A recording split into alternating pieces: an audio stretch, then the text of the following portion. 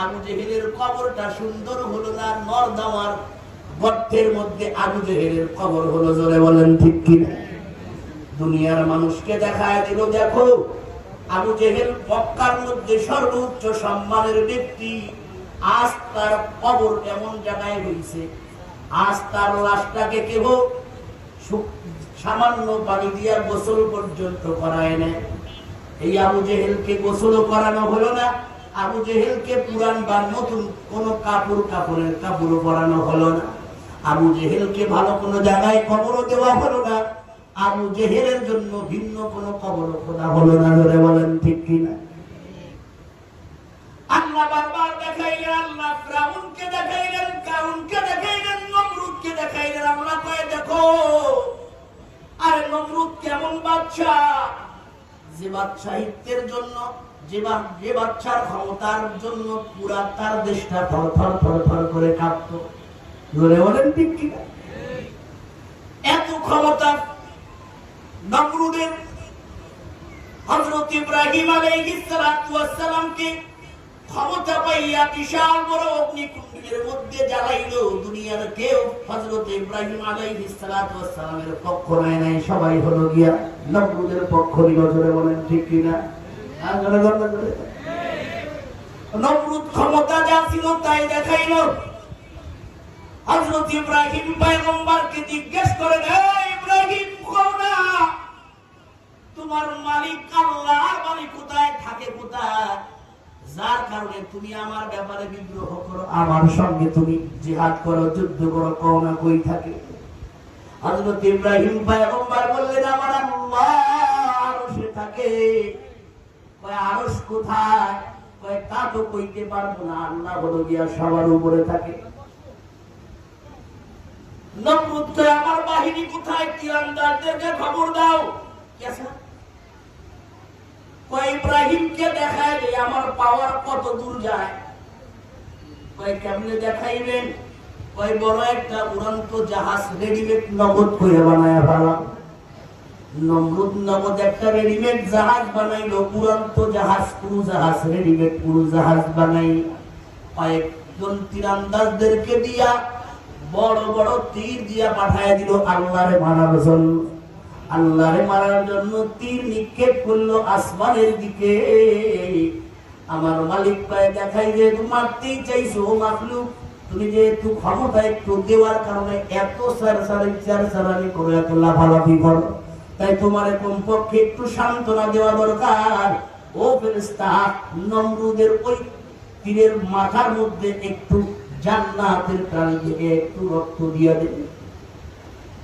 রক্ত পায় নমরুদ বড় খুশি, আল্লাহকে ভয় করাইছে, ইব্রাহিম তোমার মালিক আর নাই।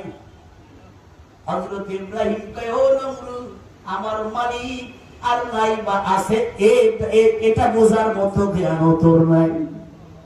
আমার মালিককে কেউ কিছু করতে পারে না। আমার মালিক হলো তিনি, ওয়াল্লাহু আলা কুল্লি শাইইন কাদির।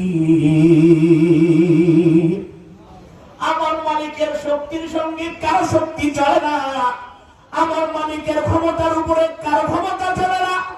আমার মালিক এমন, আমার মালিক হলো গিয়ে আল্লাহুস সামাদ, আমার মালিক হলো গিয়ে এমন, আমার মালিকের সঙ্গে কেউ টিক্কা দিতে পারে না।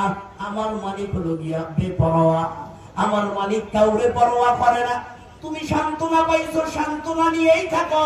আল্লাহ কয়, নমরুদ আমি আল্লাহ তোরে বানাইলাম, মায়ের পেটের মধ্যে 10 মাস পাললাম, দুনিয়ার মধ্যে ক্ষমতাও দিলাম, দুনিয়ার মধ্যে শক্তি সমর্থন তোকে আমি দিয়া দিলাম, টাকা পয়সা সব তোমাকে দিছি, এখন তুমি আমার বিদ্রোহী করো, ঠিক আছে, তুমি যদ্দূর পারো করো। আল্লাহ পাক রব্বুল আলামিন সময় শেষ যখন হয়ে গেল, আল্লাহ পাক দেখায় দিল। জোরে বলেন ঠিক কি না? একটা ল্যাংড়া মশা দিয়ে আল্লাহ বুঝায় দিলেন, রে নমরুদ, তুই তো তোর ক্ষমতার বলে আল্লাহরে মারতে চাও, আর তোকে মারার জন্য আমার হাজার হাজার অগণিত মাখলুক থেকে একটা ল্যাংড়া মশাই যথেষ্ট। তো দুনিয়ার মধ্যে সফলতা এটা আশা করা একেবারে বোকার, স্বর্গে বসবাস করা ছাড়া আর কিছু না। জোরে বলেন ঠিক কিনা? আরো জোরে বলেন ঠিক কিনা? আমার ভাই, আমি আপনাদের সম্মুখে সূরা দুহা তেলাওয়াত করছি। কোরআনুল কারীমের মধ্যে 30 নম্বর পারা। কয় নম্বর পারা? আরো জোরে বলেন। 30 নম্বর পারা। সূরার ক্রমিক নম্বর হলো গিয়া 1। এই সূরার ক্রমিক নম্বর, এই সূরা যে দুহা 93 নম্বর সূরা। 93 কত নম্বর সূরা? কোরআনুল কারীমের মধ্যে 93 নম্বর সূরা। এই সূরাটা মক্কায় অবতীর্ণ হয়েছে। কোথায় অবতীর্ণ হয়েছে? মক্কায়। এই সূরার তর্জমা জানার আগে, বোঝার আগে এই সূরা নাযিল হওয়ার প্রেক্ষাপটটা জানা দরকার। এই সূরা কোন কারণে, কোন সময়ে, কোন পরিস্থিতিতে আল্লাহ পাক রব্বুল আলামিন মুহাম্মদুর রাসূলুল্লাহ সাল্লাল্লাহু আলাইহি ওয়াসাল্লামের উপরে নাযিল করলেন। আল্লাহর রাসূল সাল্লাল্লাহু আলাইহি ওয়াসাল্লাম ছিলেন উম্মতের দরদি নবী। জোরে বলেন ঠিক কিনা? রাসূলের মতো এত উম্মতের দরদি আর কেউ ছিল না। অন্য কোন নবীও আপনার আমার নবীর মতো এত উম্মতি দরদি নবী ছিলেন না। রাসূলের ফিকির সব সময় কেমন করে উম্মত নাজাত পায়। অতএব আল্লাহর রাসূল মুহাম্মদ সাল্লাল্লাহু আলাইহি ওয়াসাল্লাম মক্কায় শত বাধার পরেও দ্বীনের দাওয়াত দিতে বন্ধ করতেন না। আল্লাহর রাসূল দ্বীনের দাওয়াত দিতেই থাকতেন, শুধু বলতেন ইয়া আইয়ুহান নাস কুলু লা ইলাহা ইল্লাল্লাহ তুফলিহুন। ও মানুষেরা বলো লা ইলাহা ইল্লাল্লাহ, তাহলেই সফলতা পাইয়া যাইবা। আল্লাহর রাসূল সব জায়গায় দাওয়াত দেয়। ধনীদেরকে দাওয়াত দেয়, গরীবদেরকেও দাওয়াত দেয়, বড়দেরকে দাওয়াত দেয়, ছোটদেরকেও আল্লাহর রাসূল দাওয়াত দেয়। আল্লাহর রাসূল পুরুষদের মধ্যে সর্বপ্রথম দ্বীনের দাওয়াত হযরত আবু বকর সিদ্দিক রাদিয়াল্লাহু তাআলা আনহুকে দিলেন। স্ত্রী মহিলাদের মধ্যে আল্লাহর রাসূল সর্বপ্রথম হযরত খাদিজা রাদিয়াল্লাহু তাআলা আনহাকে দিলেন।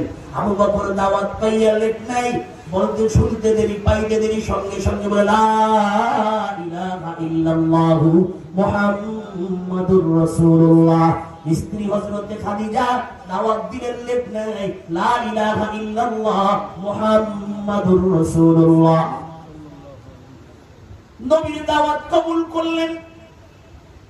দোস্ত এক নম্বর দোস্ত আল্লাহর রাসূলের কাছে দোস্ত আবু বকর, তিনিও রাসূলের দাওয়াত কবুল করে মুসলমান হইলেন। আল্লাহর রাসূলের বিবি, আল্লাহর রাসূলের ধর্ম সঙ্গিনী হযরত খাদিজা, তিনিও দাওয়াত পেয়ে কবুল করলেন। বন্ধুরা, সেও আল্লাহকে মানলো, বিবি তাও আল্লাহকে মানলো। এখন তার মনের দিক দিয়ে একটু শান্তি। আল্লাহর রাসূল দাওয়াত শুরু করলেন। সমাজের নিম্ন ক্লাসের মানুষগুলা, সামাজিক মানুষের সামাজিক চোখের মধ্যে যারা নিম্ন ক্লাস মনে করে, এই মানুষগুলা রাসূলের দাওয়াত মানলে। সাহাবাদের উপরে অত্যাচার, আল্লাহর রাসূলকে বিভিন্ন ভাবে বিভিন্ন সময় হুমকি ধমকি চলে। ও ইসলামের খাদেম আমার ভাইরা, যারা ইসলামের দাওয়াত দেন তাদের হুমকি দিবে, এটা রাসূলের সুন্নাত ছিল না। এখন ঠিক কিনা? হুমকি পাবেন, তার জন্য পিছপা হওয়া যাবে না। আপনার আমার নবীকে বারবার হুমকি দিত। আল্লাহর রাসূল বলতেন আমি তো আমার দাওয়াত দেই না, আমি তো আমার দিকে ডাকি না, আমি তো আমার মালিক আল্লাহর দিকে ডাকি। যে আল্লাহ পুরো পৃথিবীর মালিক, যে আল্লাহ আবু তালিব চাচা আপনারও মালিক, আবু জাহেল আপনারও মালিক, সকলের মালিক আল্লাহ, আসমানের মালিক আল্লাহ, জমিনের মালিক আল্লাহ। আমি তো ওই আল্লাহর দিকে ডাকি। দুনিয়ার কোন মাখলুক যদি আমাকে বাধা দেয়, তাহলে আমার দাওয়াত বা ডাকা বন্ধ হবে। আল্লাহর রাসূল দাওয়াত দিতেছে, হুমকি ধামকিতে কোনো কাজ হয় না। এদিক দিয়ে মক্কার মধ্যে প্রতি বছর একটা বাণিজ্য মেলা হয়। এবছর বাণিজ্য মেলার সময় এসে গেছে। আর বাণিজ্য মেলায় ওই সময়ের আশপাশের অনেক রাষ্ট্র থেকে মানুষগুলা মক্কায় আসে। এখন আবু জাহেল এই পদের যে সমস্ত লোক ছিল, মক্কার লিডার নজর ইবনে হারিস, আবু জেহেল, এই জাতীয় যত লিডার ছিল সকলে পরামর্শে বসছে, জরুরি পরামর্শ। আবু জাহেল সিদ্ধান্ত করলো, মুহাম্মদকে যদি ছেড়ে দেওয়া হয়, মুহাম্মদকে যদি সুযোগ দেওয়া হয়, তাহলে এতদিন তো আমাদের এলাকায় দাওয়াত দিছে, এই বাণিজ্য মেলায় বিভিন্ন রাষ্ট্রের লোকজন আসবে, তাদেরকেও ওই দাওয়াত দিবে। সমস্যা। তাহলে বাড়তি মানুষদেরকে দাওয়াত দিলে মুহাম্মদকে দেখলে বা তার কথা শুনলে মানুষ তো তাকে মানবে, তার দিনের দাওয়াত গ্রহণ করবে, তাহলে তো আমার অসম্মান, আমরা অসম্মানী হব।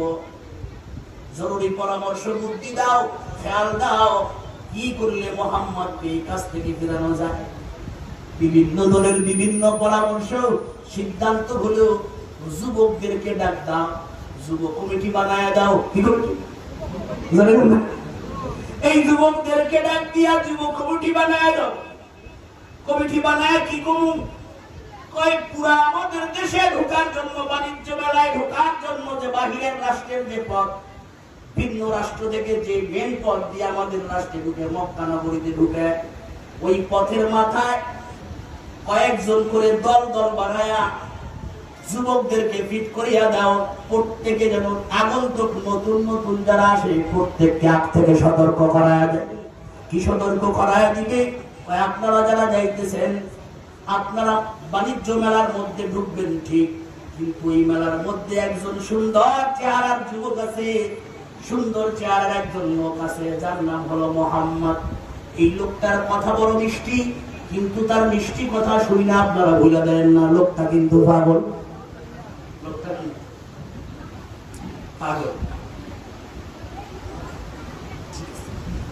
লোকটা কিন্তু পাগল। পাগলের কথা কিন্তু আপনারা শুনে না ভুলে দেন না। আপনাদের জন্য সবচাইতে বড় উপকার হবে এই লোকের কাছেই যাবেন না। অথচ একটা প্রবাদ বাক্য আছে, আল ইনসানু হারিসুম মিম্মা মুনিআ।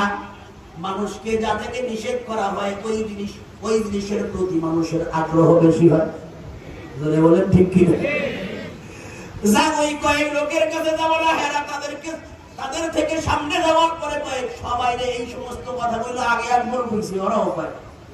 কোন পক্ষে কথা শুনি আর না শুনি, লোকটার একটু দেহার খাও। একই অবস্থা, কারণ অন্তরের মালিককে আরো জোর হবে কে? মনের মালিক আল্লাহ। মনের উপরে কারো বাহাদুরি চলে না, মাওলা যেমন চালায় অমনি চলে। আল্লাহর রাসূলের কাছে যাওয়ার জন্য ফিরায় লোকগুলা পরামর্শ পায় না, আমরা সর্বপ্রথম তার কাছে আগে যাবো, এরপরে বাণিজ্য মেলায় ঢুকবো। লোকগুলা যখন রাসূলের দরবারে যায়, আমার রাসূলকে দেখার পরে সব মানুষগুলা পাখির মতো, চাতক পাখির মতো তাকায় থাকে। কারণ আপনার আমার নবী, আল্লাহ যাকে এত সুন্দর দিয়া সাজাইছেন, পুরা পৃথিবীর কাউরে এত সুন্দর দিয়া সাজায় নাই। চিল্লা এখন ঠিক কেমন সুন্দর হযরতে হালিমাতুস সাদিয়া আল্লাহর রাসূলকে যখন তার মা আমিনার কাছে রেখে যায়, আর নিবে না, শেষবারের মতো যখন রেখে যায়, মন চায় না মুহাম্মদকে রাইখা বাড়িতে যাই। হযরতে হালিমাতুস সাদিয়া এক পা গায়, দুই পা আবার রাসূলের কাছে পিছনের দিকে পৌঁছায়। হযরতে আমিনা লক্ষ্য করলেন হালিমার গতিবিধি। কি ও হালিমা, ব্যাপার কি, যাও না কেন? কয়া একটা কথা বলতে চাই। কয়ে বলো না, কি কথা বলবা? কয় আমার মন চায় না মুহাম্মদকে রাইখা বাড়ি যাই। বাড়ি যাবো ঠিকই, কিন্তু আমার মনটা মুহাম্মদের কাছে থেকে যাবে। আপনি কি জানেন কেন থেকে যাবে? কয় না, বলো। ওই পর্যন্ত কত নবজাতক সন্তানকে দুগ্ধ পান করায় 2 বছর রাইখা পারলাম, কত সন্তানদেরকে দেখলাম, কত শিশুকে দেখলাম।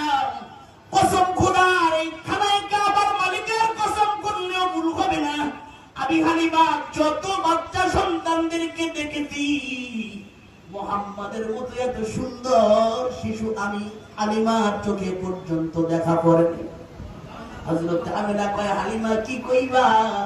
তুমি তো গ্রামের মধ্যে থাকো, আমি হলো মক্কা নগরী শহরের মধ্যে থাকি।